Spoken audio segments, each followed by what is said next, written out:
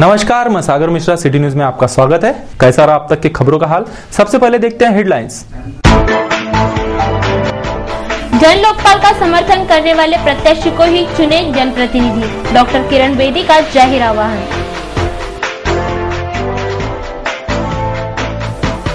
दल बदलू बगावत ने रोक रखी प्रत्याशियों की अंतिम सूची, अंतिम समय पर होगी आधिकारिक घोषणा। नेहरू मैदान से आपत्तिजनक अवस्था में पकड़ाई 4 युवक युवतियां। पुलिस आयुक्त अमितेश कुमार का सपत्नीक सम्मान।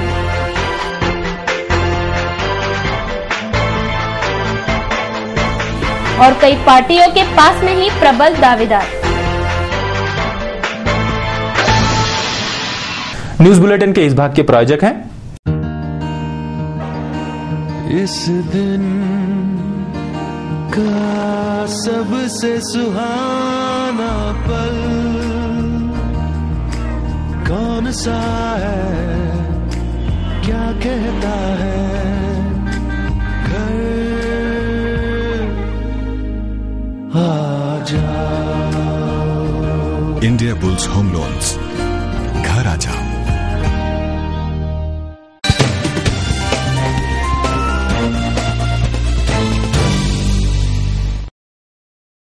अब देखते हैं समाचार विस्तार से।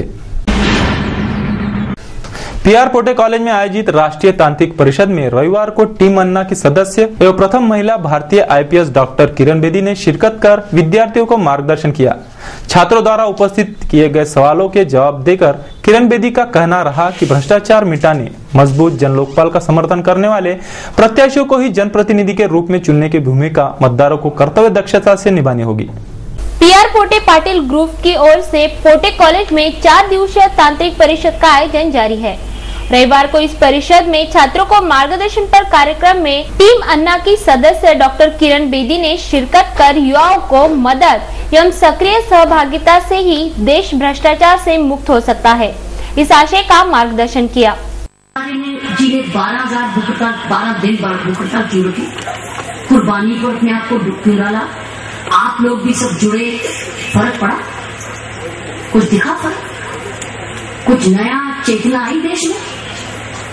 अगर हम लोग नहीं जानते सारा देश, तो ये घटिया कानून पास हो चुका होता, आपको पता भी नहीं चलता कि लोकपाल है क्या। सो जब तक लोग जागरूक नहीं होंगे और लोगों में ऐसा नेतृत्व नहीं आएगा, चाहे क्षेत्रीय नेतृत्व चाहे राष्ट्रीय नेतृत्व, और लोग संगठित नहीं होंगे और अपने आप को त्याग नहीं करने को तैयार होंगे, सरकार अपनी मनमर्जी करती रहेगी। इसलिए citizen awareness, voter awareness, vote किसको देना है, बेईमानी के खिलाफ आवाज उठानी है, अन्याय के खिलाफ संगठित होना है, अपने आप को जात पात में लालच में बंटवाना नहीं है। इसका मतलब हमको ये कुर्बानियां देनी पड़ेगी, हमको कुर्बानी देनी पड़ेगी। आप कहेंगे हम रोटी रोजी कमाए कि इधर लगे, इसी का उन्होंने फायदा उठाया है। हमको गरीब रख के, हमको रोटी रोजी की लाइनों में छोड़ के, कभी केरोसिन की लाइन में, कभी फर्टिलाइजर की लाइन में, कभी राशन कार्ड की लाइन में, वो लाइनों में पानी की लाइन में अपना काम करते रहे। हमने जब तक इन लाइनों को छोड़ के जो लोग समय दे सकते हैं वह सड़कों पे नहीं उतरेंगे, मास मूवमेंट्स नहीं करेंगे, इनको क्वेश्चन नहीं करेंगे, ये अभी कुछ देर ऐसे ही रहेगा। इसलिए लोकपाल के लिए जागरूकता सारे देश में हुई, उससे फर्क पड़ा, ये एक्सपोज हुए। इसलिए आपने देखा है कि भ्रष्टाचार की अभी भी कैंडिडेट है, लेकिन अब लोग उनके ऊपर इतनी आसानी से हार नहीं डालते। अब लोग पूछते हैं अब मैं किसको वोट दूं, ये तो सारे खराब है। ये प्रश्न पहले कभी नहीं पूछा जाता था, आज पूछा जा रहा है। अभी तो हमको एक और आंदोलन पर जाना है, वो राइट टू रिजेक्ट पर। इनको रिजेक्ट कैसे किया जाए, ताकि अगर 10%, 20% रिजेक्शन के वोट आए तो ये सारे जाएं जिनके करोड़ों रुपए खराब हो जाएं। तो फिर कौन खर्चेगा आपका इन करोड़ों रुपए पॉलिटिकल इलेक्शन? इसलिए हमको भी बहुत दूर तक जाना है। इसलिए एज सिटीजन अवेयरनेस हम अपने स्टूडेंट्स में रखें, ताकि इसलिए अन्ना की जो मूवमेंट है उसने यूथ को जोड़ा है। ये ऐसे जब क्षेत्रीय कोई प्रॉब्लम्स आए, लोगों को जोड़ो, लोगों में आवाज उठाओ, और उसमें पॉलिटिसाइजेशन मत करो, उसमें नागरिकता रखो। एंटी करप्शन मूवमेंट अल्लाह की इसलिए अभी तक सफल हुई है क्योंकि उसने पॉलिटिकली अपने आप को न्यूट्रल रखा, किसी एक वर्ग में नहीं फंसे, इसलिए कुर्बानी करनी पड़ी।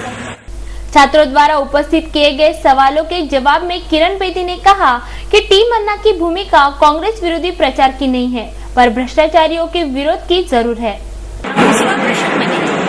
हम किसी पार्टी के खिलाफ भी नहीं है ना, हम तो मैंने आपको पहले ही जवाब दे दिया, हम लोग उसको वोट कहने के लिए कर रहे हैं। जो व्यक्ति हमें एक कमिटमेंट दे कि वो ईमानदारी को वोट देगा, भ्रष्टाचार को बढ़ावा नहीं देगा। तो किसी पार्टी को आप टारगेट नहीं करेंगे आने वाले चुनाव में? हम किसी पार्टी को नहीं, हम ये कह रहे हैं कैंडिडेट्स को समझदारी से चुनें। मतदान करते वक्त सभी ने यह ध्यान में रखना जरूरी है कि जिस प्रत्याशियों को मतदान किया जा रहा है वह भ्रष्टाचार का विरोध एवं मजबूत जन लोकपाल का समर्थन करता हो। लोकपाल के लिए हम वोट करोगे, जो हाँ बोले उसको वोट देना, जो ना बोले उसको वोट मत देना, चाहे किसी भी पार्टी का। तो इस वक्त ईमानदारी को वोट दो और प्रशासन को।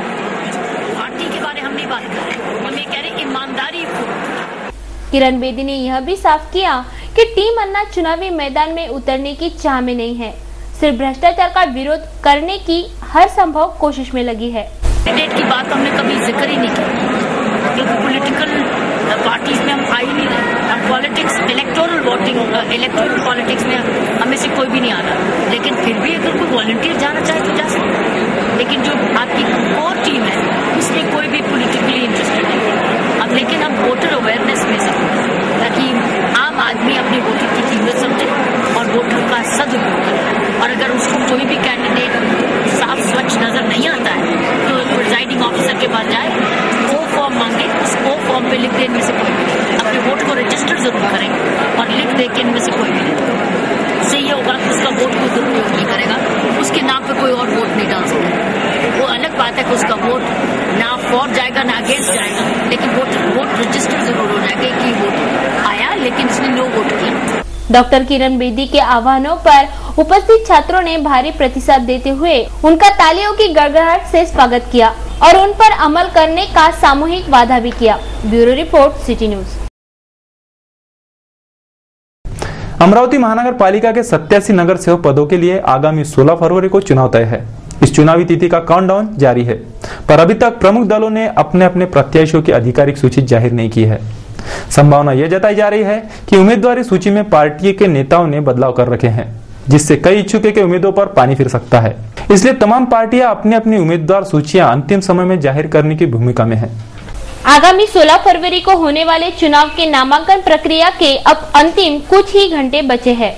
इसके बावजूद भी किसी भी दल ने अपने प्रत्याशियों की आधिकारिक सूची जाहिर नहीं की है। हालांकि कांग्रेस, राष्ट्रवादी, सेना भाजपा महायुति, स्वाभिमान, जन विकास जन कल्याण आघाड़ी, इनके कुछ प्रत्याशी तय माने जा रहे हैं। इन उम्मीदवारों ने अपना प्रचार भी शुरू कर दिया है, पर सभी दलों के अधिकृत उम्मीदवार सूची की घोषणा का इंतजार है। यह सूचियों की घोषणा क्यों अधर में लटकी है, इस सवाल के जवाब में नाराजों के दल बदलू बगावत का अंदेशा जताया जा रहा है, क्योंकि पार्टी नेताओं ने अपने अपने उम्मीदवारी सूचियों के कुछ बदलाव कर रखे हैं। यही बदलाव इच्छुक दावेदारों के उम्मीदवारी पर पानी फेर सकते हैं और नाराज दावेदार बगावत पर उतरकर पार्टी विरोधी करतूतें कर सकते हैं।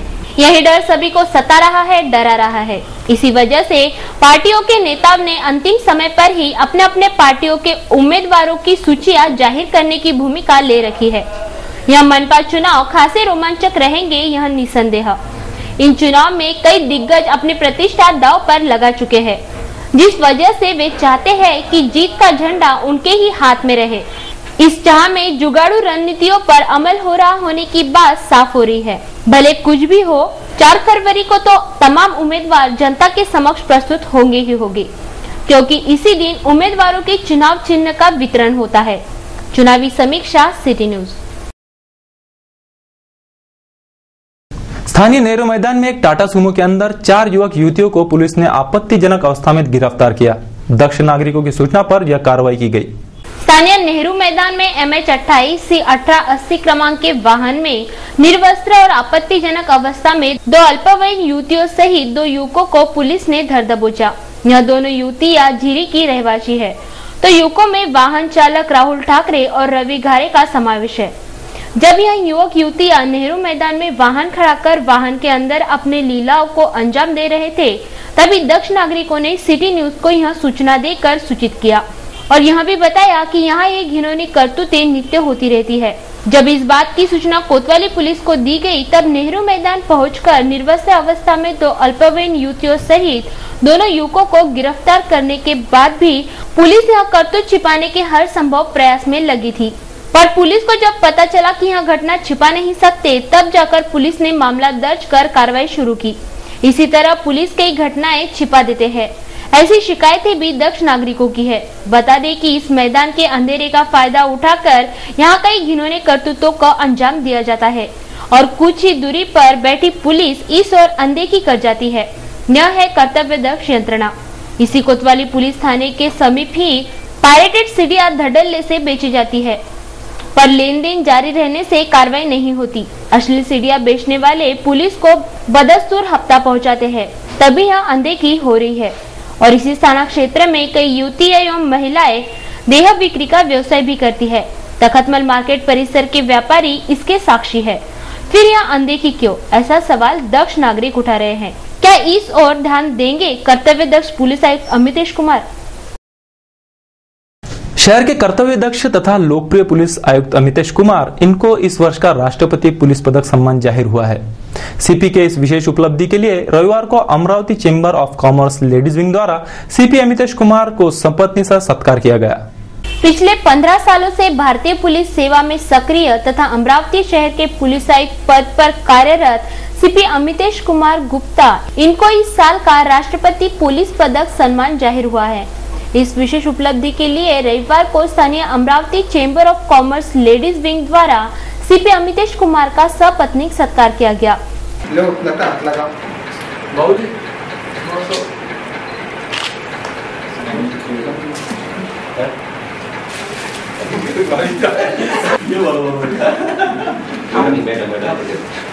तो घरच्या हातामध्ये मिठाई द्या, त्यांचं तोंड गोड करा सीमा।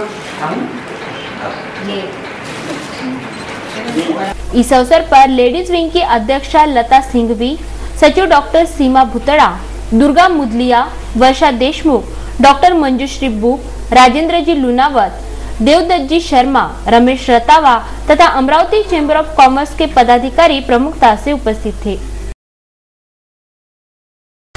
अमरावती मनपा चुनाव अंतिम दौर में पहुंच रहा है, पर चुनावी रणसंग्राम में उतरी पार्टियों में से कई पार्टियों के पास प्रभाग न्याय उम्मीदवारी देने के प्रबल दावेदार ही नहीं है। ऐसी वस्तुस्थिति का खुलासा हो रहा है। कुछ उम्मीदवार इन्हें इच्छुक पार्टियों से टिकट न देने पर बगावत की भूमिका में है, तो कई प्रभागों में पार्टियों के पास प्रबल दावेदार ही नहीं है। यह वस्तुस्थिति है। अमरावती मनपा के 87 नगर सेवक पदों के लिए होने जा रहे सार्वत्रिक चुनाव के पार्टी न्याय प्रत्याशियों की घोषणा करने को सिर्फ कुछ ही घंटे शेष है। फिर भी प्रमुख पार्टियों ने अपने प्रत्याशी घोषित नहीं किए हैं। इस देरी के कारण अगर इच्छुक उम्मीदवारों को टिकट नहीं मिला तो वह बगावत कर पार्टी विरोधी करतूत न करे। इस डर से तमाम पार्टियां अंतिम चरण में ही यह घोषणा करेंगे, ऐसी संभावना जताई जा रही है। पर पर्दे के पीछे की बात बताई जाए तो कई पार्टियां उनके पास प्रभाग न्याय उम्मीदवार के अभाव के चलते अभी तक उम्मीदवार तलाशने में ही व्यस्त रहने से यह देरी हो रही है। पार्टियों के पास प्रभाग न्याय प्रबल दावेदार ही नहीं होने से फिलहाल पार्टी नेता दावेदार तलाशने में लगे हैं, ऐसी संभावना जताई जा रही है। समय हो चुका है एक ब्रेक का, तुरंत लौटते हैं कुछ अहम खबरों के साथ। इस दिन का सबसे सुहाना पल कौन सा है, क्या कहता है घर आ जाओ। इंडिया बुल्स होम लोन्स, घर आ जाओ।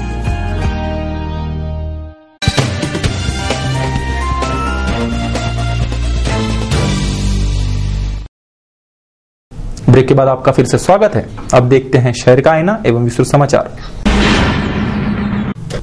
अमरावती मनपा चुनाव में प्रभाग क्रमांक 1 शेगांव में चौरंगी मुकाबला होने का अंदेशा जताया जा रहा है। यहां स्वाभिमान, जन विकास, राष्ट्रवादी और महायुति के प्रत्याशियों के बीच लड़त रहने की बात स्पष्ट हो रही है। तो तो प्रभाग क्रमांक 25 में अच्छा खासा रोमांचक मुकाबला होगा। जवाहर गेट प्रभाग में दिग्गज प्रत्याशी चुनाव मैदान में हैं। अमरावती महापालिका चुनाव में प्रभाग क्रमांक 1 शेगांव से युवा स्वाभिमान के समाधान वानखड़े, जन विकास कांग्रेस के विजय वानखड़े, कांग्रेस के सिद्धार्थ वानखड़े, राष्ट्रवादी के प्रवीण मेश्राम, इन 4 उम्मीदवारों के बीच कड़ा मुकाबला होने के आसार दिखाई दे रहे हैं। तो शेगांव प्रभागवासी नागरिकों का कहना है कि स्थानिक उम्मीदवार को ही वे प्रतिनिधि चुनकर मनपा सभागृह भेजेंगे। अनुभवानुसार लोकांचं समाधान त्यांना भरपूर पाठिंबा मिळेल। विजय वानखडे त्यांना भरपूर पाठिंबा, कारण की त्यांचं स्वतः त्यांनी केलेलं काम, आज त्यांना जे घडवलं आणि त्यांनी काम करून घेतलं, सुनील भाऊ देशमुख यांच्या मार्गदर्शनाखाली काम केलं आणि सगळे वार्डातले पूर्ण नागरिक पूर्ण समाधानी आहे। आज कोणताही नगरसेवक 100% काम कोणीच करत नाही, 10-20%, 5% नाराज होणारच आहे लोक। त्याच्यामुळं जेवढे लोक 80% लोक समाधानी आहे। विजयभाऊ वानखडे मागच्या 5 वर्षांपासून आमच्याकडे कामं केलेले आहेत, त्यामुळे लोकांना त्यांचा अनुभव आहेच आणि लोक काय करते, जो माणूस जवळचा आहे आणि जो काम करते त्यालाच मत देतात, बाकीच्याकडे लक्ष नसतं। तुमच्या म्हणण्यानुसार सिद्धरामकडे फरक पडणार नाही आता जो आता बघून आलो की काही, कारण काय की त्यांची खूप प्रसिद्धी झालेली आहे आणि सर्व त्यांच्यामध्ये असा माहोल आहे। विजयभाऊ यांनी या पूर्ण प्रभागात आणि सगळा जो एरिया आहे ते सगळ्या ठिकाणी खूप चांगले कामं केलेली आहेत आणि विजयभाऊ हे यावेळेस शुअर आहे। प्रभाग क्रमांक 25 जवाहर गेट में खासा रोमांचक मुकाबला होने जा रहा है।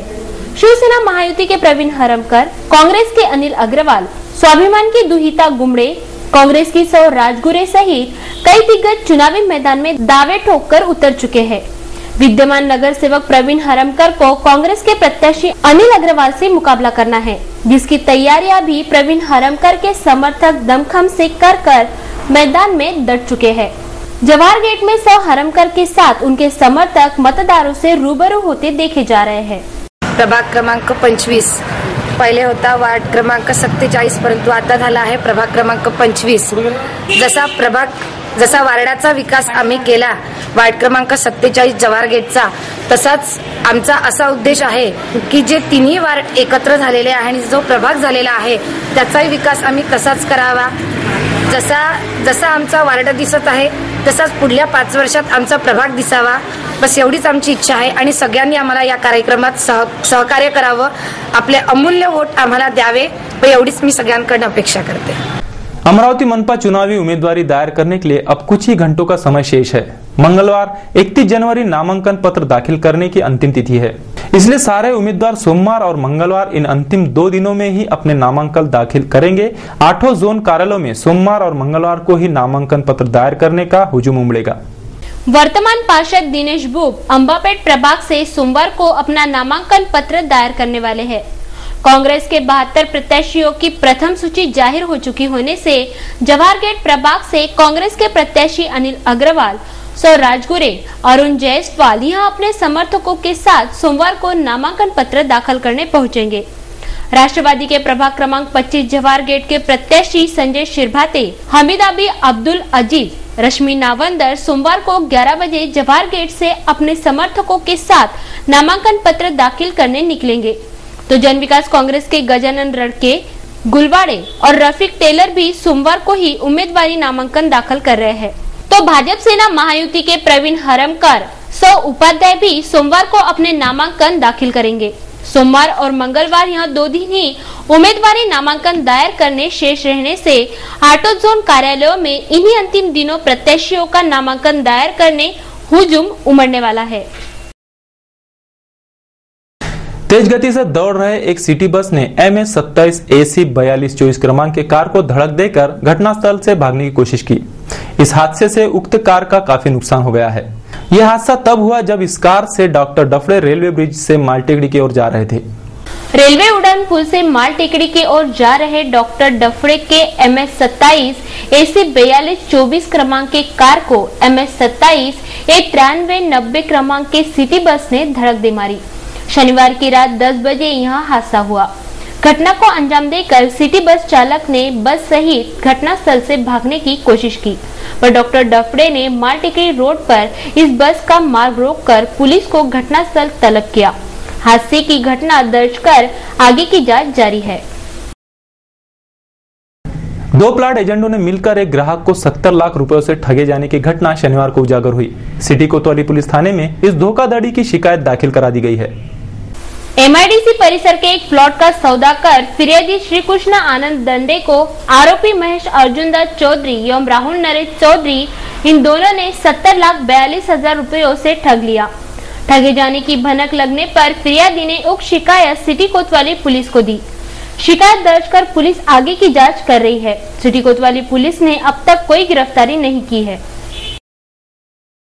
आगामी अमरावती महानगर पालिका चुनाव में बहुजन समाज पार्टी स्वबल पर लड़ेगी, ऐसी जानकारी बसपा पदाधिकारियों ने एक पत्रकार परिषद में दी। इस अवसर पर कांग्रेस के पदाधिकारी सलीम भाई मीरावाले ने बसपा में जाहिर प्रवेश किया। आगामी 16 फरवरी को होने वाले अमरावती महानगर पालिका के चुनाव में स्वर्गीय काशीराम द्वारा स्थापित तथा मुख्यमंत्री मायावती के नेतृत्व में देश की राजनीति में सक्रिय बहुजन समाजवादी पार्टी स्वबल पर लड़ेगी, ऐसी जानकारी प्रकाश शिरभाते, अजय गोंडा ने एडवोकेट नंदेश अंबाड़कर आदि बसपा कार्यकर्ताओं ने एक पत्रकार परिषद में दी। इस अवसर पर कांग्रेस के पदाधिकारी सलीम भाई मीरावाले ने बसपा में प्रवेश किया। रजरपुरा कांग्रेस नगर प्रभाग क्रमांक 17 से बहुजन समाज पार्टी की तरफ से मैं उम्मीदवार हूँ और मैं आज ही बहुजन समाज पार्टी में पार्टी के वरिष्ठों के समक्ष आज प्रवेश किया है। पिछले 20 वर्षों से मैं राष्ट्रीय कांग्रेस में काम करता रहा। एक अल्पसंख्यक समाज होने का घटक होने के कारण मैंने पार्टी में काफी योगदान दिया, लेकिन 20 वर्षों में मेरी सेवा और निष्ठा का परिणाम मुझे कुछ नहीं मिला। महानगर पालिका के जब चुनाव आए तब मैंने पार्टी की टिकट मांगी। एक अल्पसंख्यक समाज और जहां पर समाज की संख्या गट्ठा वोटों में हजारों में, उसके बावजूद भी मुझे कांग्रेस पक्ष ने कभी भी प्रतिनिधित्व नहीं दिया। लेकिन 5 साल 10 साल 15 साल में इंतजार करता आया, लेकिन जब कांग्रेस का विभाजन हुआ, 2 गुट हुए, देशमुख गुट हुआ और शेखावत गुट हुआ, हमने अपनी निष्ठा पार्टी के साथ में रखी। हम शेखावत गुट के साथ में लगे रहे, लेकिन हमें मुश्किल तब हुई जब जिन लोगों ने पार्टी के साथ में बंडखोरी किया, पार्टी के खिलाफ में मतदान किया, पार्टी के खिलाफ में खड़े हुए उम्मीदवार का काम किया, लेकिन आज जब पार्टी में टिकट मांगने का वक्त आया तो उन लोगों को जब पक्ष प्रेक्षी ने टिकट दिया तब इस बात को पहचाना मेरे जैसे एक सामान्य कार्यकर्ता के लिए काफी मुश्किल हुआ। एक सामान्य कार्यकर्ता होने के नाते सारे कार्यकर्ताओं की तरफ से मेरी यही मांग रही कि आपको अगर टिकट देना था तो जो लोग कांग्रेस पक्ष का काम करते हुए आपके साथ में जुड़े, आपका साथ दिया, उनकी निष्ठा की कदर आपने करनी चाहिए। लेकिन आपने जो पार्टी के साथ में दगाबाजी करते हैं, बंडखोरी करते हैं, पार्टी के साथ में विश्वासघात करते हैं, पार्टी के खिलाफ में काम करते हैं और जिनका सामाजिक बैकग्राउंड कुछ नहीं, क्रिमिनल बैकग्राउंड से आने वाले लोगों को अगर आप पार्टी की टिकट देंगे तो यह कांग्रेस पक्ष का जो इतिहास है और गौरव है उसको कलंकित कर देने वाला काम है। और इसीलिए अपनी भावनाओं को जब मैं नहीं संभाल पाया तो मैंने आखिर में यही सोचा है कि मेरे 20 वर्ष कांग्रेस के साथ में चले गए और आने वाले वक्त में कांग्रेस के साथ में रहकर बर्बाद नहीं करना चाहता, क्योंकि मुझे लगता है कि कांग्रेस का जो स्थानिक नेतृत्व है अब वो दिशाहीन हो गया है। और इसीलिए मैं भारतीय अपना बहुजन समाज पक्ष में मैं जब अब कांग्रेस पक्ष को जय हिंद कह के बहुजन समाज पार्टी में जय भीम बोलकर मैं यहाँ पर आया हूँ और मुझे पूरा सम्मान यहाँ पर इस पक्ष ने दिया है और मैं इनको ये विश्वास दिलाया है कि जो मेहनत मैंने कांग्रेस पक्ष को बढ़ाने में किया वही मेहनत मैं बहुजन समाज पक्ष को अपने एरिया में बढ़ाने के लिए करूंगा। भारतीय संविधान सम्मान दिन के उपलक्ष्य में अम्बेडकरी विद्यार्थी एवं युवा महोत्सव का आयोजन किया गया था।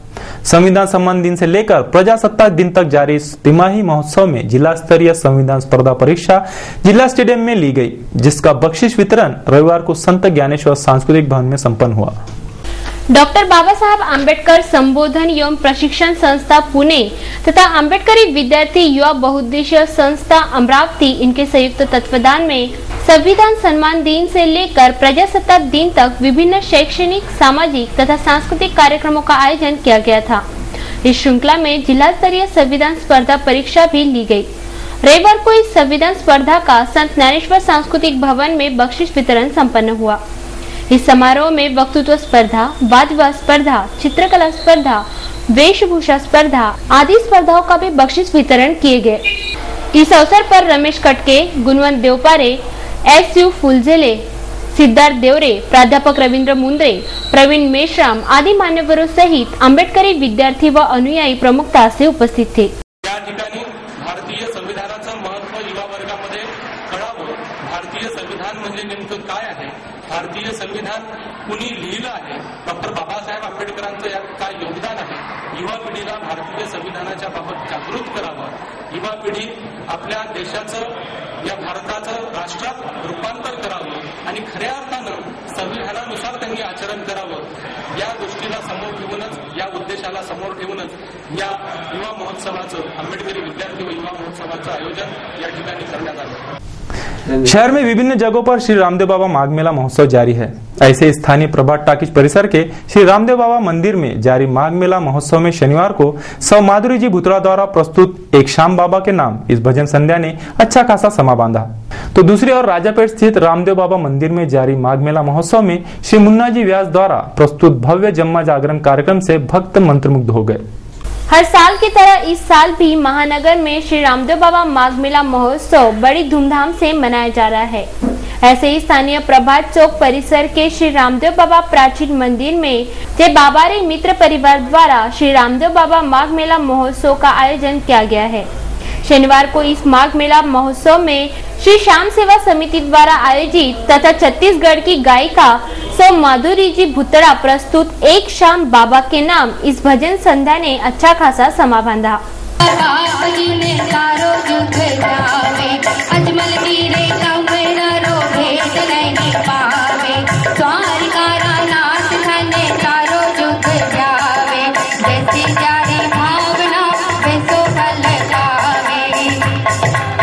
तो दूसरी ओर स्थानीय राजापेट स्थित रामदेव बाबा मंदिर में श्री रामदेव जी महाराज संस्थान द्वारा आयोजित माघ मेला महोत्सव में शनिवार को बीकानेर के श्री मुन्ना जी व्यास इनके भव्य जम्मा जागरण कार्यक्रम से सभी भक्तगण मंत्रमुग्ध हो गए।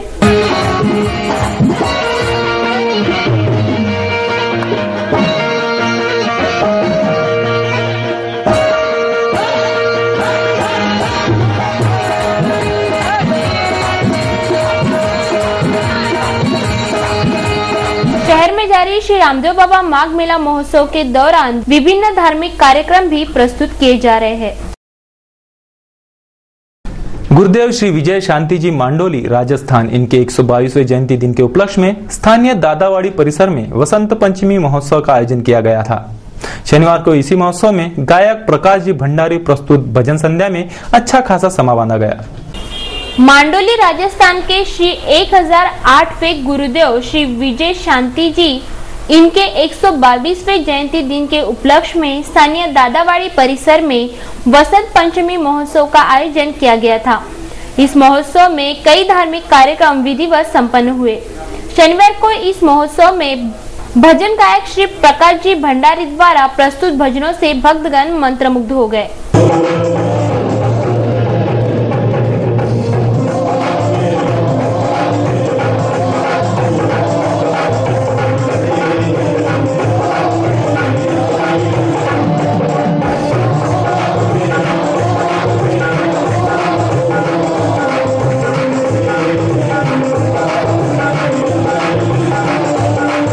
इस अवसर पर सिटी चैनल के प्रबंध संपादक चंदू सोजेतिया सहित गणमान्य मान्यवर प्रमुखता से उपस्थित थे। इस भजन संध्या ने अच्छा खासा समा बांध लिया था, जिसमें भक्तगण लीन हो गए थे।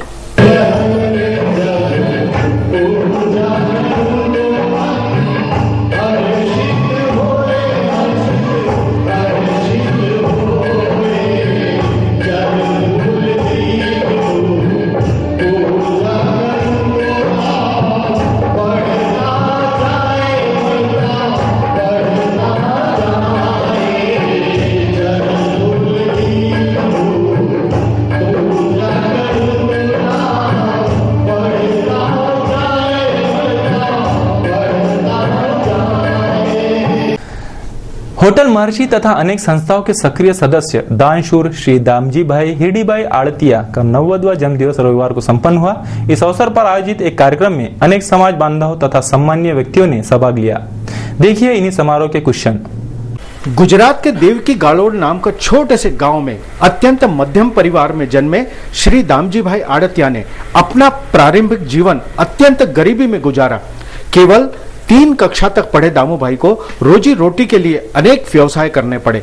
नौकरी से चालू जीवन व्यापन रेलवे स्टेशन चौक में सूर्योदय होटल, वीरबा ग्लास एम्पोरियम, कांति साइकिल जैसे अनेक व्यवसाय से समृद्धि के सोपान सर किए। पूज्य जलाराम बापा पर अगाध श्रद्धा रखने वाले इस परिवार पर बापा की अनुकंपा हुई और समाज के प्रति अपना कर्तव्य समझते शाला, बस स्टैंड, मंदिर, लोहाना समाज, गुजराती समाज आदि संस्थाओं को स्वयं की प्रेरणा से दान दिए।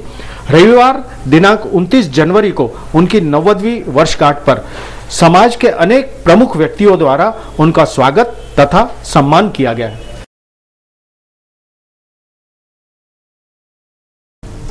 स्थानीय खरकाड़ीपुरा परिसर में श्री गजानन महाराज की मूर्ति की प्राण प्रतिष्ठा बड़े भक्तिमय वातावरण में की गई। इस अवसर पर भाविक भक्त प्रमुखता से उपस्थित थे। ओम चतुरी सिंहासवार श्री गजानन महाराज माधवाय मा गोविंदाय मा विष्णुदेव वसुदेवाय मा त्रिविक्रमाय मा वामनाय मा श्रीधराय मा रुद्रेशाय मा पद्मनाभाय अग्नि प्रज्वालम मोहम कैशातुनी 2 पळ्या उत्तरी दिशेला पाणी अग्नि आली टाका पायांनो जीवा लावा काय। चर्मकार समाज के सर्वांगीण विकास में कार्यरत राष्ट्रीय चर्मकार समाज का जिला मेड़ावा हाल ही में संपन्न हुआ। इस मेले में चर्मकार समाज के गणमान्य व्यक्तियों का सत्कार कर कुछ सामाजिक उपक्रम भी संपन्न हुए। चर्मकार समाज के सर्वांगीण विकास में कार्यरत राष्ट्रीय चर्मकार समाज का जिला मेड़ावा SRP कैंप परिसर में हाल ही में संपन्न हुआ। इस जिला मेलावे में चर्मकार समाज के विकास तथा प्रगति पर विचार मंथन किया गया। इस अवसर पर चर्मकार समाज के कुछ प्रावीण्य प्राप्त कर्मचारी, सामाजिक कार्यकर्ता तथा विद्यार्थियों का सत्कार भी किया गया।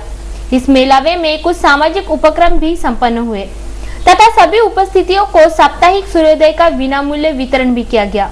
इस अवसर पर Prakash Kharule, Shri Chaukhandre, Shri Kadu, Bhatkar sir, advocate KB Thackeray सहित राष्ट्रीय चर्मकार समाज के पदाधिकारी प्रमुखता से उपस्थित थे। अब नजर डालते हैं कुछ अहम खबरों पर। अंबापेट प्रभाग क्रमांक 12 में कांग्रेस के विद्यमान नगर सेवक बाबा राठौड़ चुनाव नहीं लड़ रहे। कांग्रेस के सीट पर यहां से चुनावी मैदान में एडवोकेट कोल्हटकर का नाम सामने आ रहा है। विद्यमान नगर सेवक विनय नगरकर का अपघात हो जाने से वह अब चुनावी मैदान से पीछे हट गए हैं। इन सारे हलचलों का फायदा यहां से चुनावी मैदान में उतर रहे पार्षद दिनेश बुब को होगा। यहां से चुनावी मैदान में उतरकर दिनेश बुब अपना नामांकन दायर कर रहे हैं। कांग्रेस पार्टी की यही हालत अन्य प्रभागों में से भी साफ होने से कांग्रेस की खासी किरकिर हो रही है, जिसकी वजह से कई प्रभागों में कांग्रेस को झटका खाना पड़ सकता है। अमरावती मनपा चुनाव में 43 प्रभागों में के 87 सीटों में से 30 सीटों पर जन कल्याण आघाड़ी के प्रत्याशी चुनावी मैदान में होंगे, तो बचे 57 सीटों में से कुछ जगहों पर युति के प्रत्याशी चुनावी मैदान में होंगे। तो बची सीटों पर मैत्रीपूर्ण लड़त के साथ चुनाव लड़ने की तैयारी विधायक जगदीश गुप्ता के जन कल्याण आघाड़ी ने कर ली है, ऐसी आधिकारिक जानकारी दी जा रही है। युति पक्ष में शामिल जन विकास कांग्रेस के प्रत्याशी की घोषणा के बाद कितने सीटों पर मैत्रीपूर्ण लड़त होगी, इसका आंकड़ा स्पष्ट होने की जानकारी भी दी जा रही है। जगविख्यात हनुमान व्यायाम प्रसारक मंडल द्वारा संचालित college of engineering and technology की ओर से क्रिकेट स्पर्धा का आयोजन किया गया था। रविवार को कॉलेज के वार्षिक स्नेह सम्मेलन में इस क्रिकेट स्पर्धा का समापन किया गया। कॉलेज के वार्षिक स्नेह सम्मेलन तरंग 2012 में रविवार को विभिन्न सांस्कृतिक कार्यक्रम संपन्न हुए।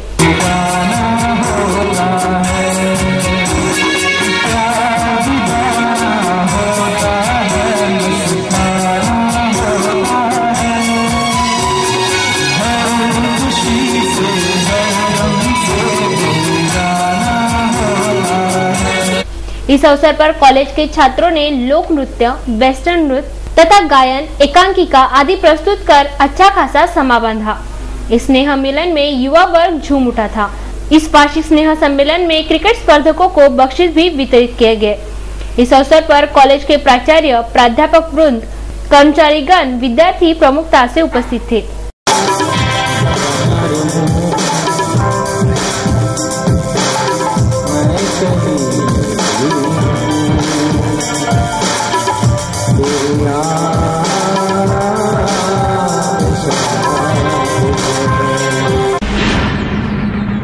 आगामी 16 फरवरी को होने वाले मनपा चुनाव में राष्ट्रवादी कांग्रेस तथा Republican party of India Gavai गुट में गठबंधन हुआ है। इस गठबंधन के तहत राका 75, रिपाई 10 और खोरीपा 2 सीटों पर मनपा चुनाव लड़ेगी। लेकिन सीटें बंटवारों में रिपाई गवई गुट का गढ़ समझे जाने वाले प्रभाग क्रमांक 1 शेगांव राष्ट्रवादी कांग्रेस के लिए छोड़े जाने से स्थानीय रिपाई गवई गुट में रोष व्यक्त हो रहा है।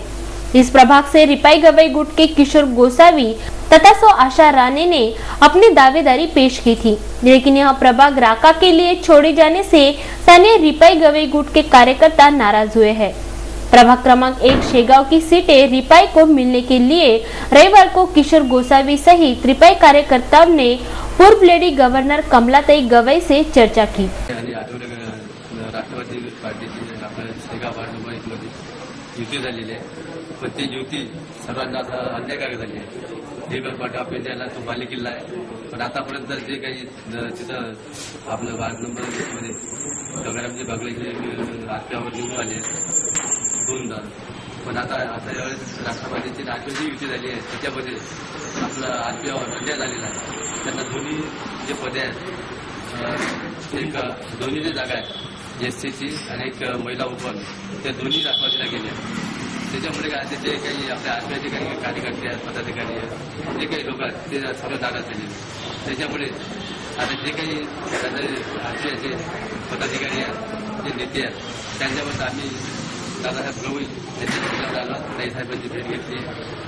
त्यांनी ते ताईसाहेबांनी समजून सांगितलं की आपल्याला त्यांना काही माहिती नव्हतं, जे काही आपले ते नेते होते राष्ट्रवादीचे त्यांनी म्हणजे माझ्या 2 जागा पाहिजे, त्यांनी म्हणून त्या जागा घेऊन घेतल्या। पण आता उद्याची बैठक आहे, ढांगार साहेब जिल्हाध्यक्ष, मुशीराव बनसोड शहराध्यक्ष, रामेश्वर अभ्यंकर आणि भैयासाहेब गवई यांच्या विरोधाची बैठक आहे उद्या। त्या बैठकीमध्ये त्यांचे निर्णय लागल, त्यांच्याकरता एक तरी सीट आरपीआयला सुटेल, न्याय देईल अशी आश्वासन दिलं आहे। देखते हैं क्या दर्शा रहा है आज का यह कार्टून कोना।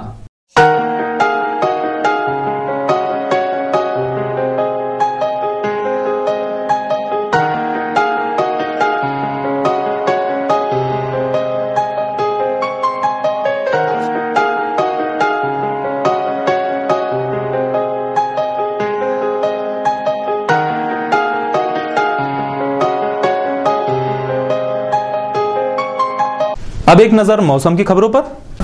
रविवार को शहर का अधिकतम तापमान 29 डिग्री सेल्सियस तो न्यूनतम तापमान 17 डिग्री सेल्सियस रहा। रविवार को शहर के ह्यूमिडिटी का परसेंटेज 52% रहा।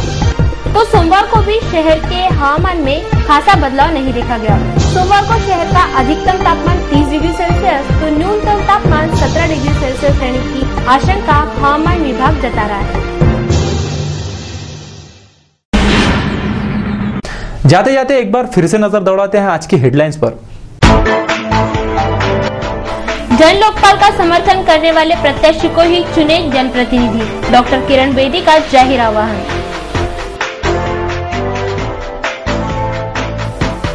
दल बदलू बगावत ने रोक रखी प्रत्याशियों की अंतिम सूची, अंतिम समय पर होगी आधिकारिक घोषणा। नेहरू मैदान से आपत्तिजनक अवस्था में पकड़े 4 युवक युवतियां। पुलिस आयुक्त अमितेश कुमार का सपत्नीक सम्मान।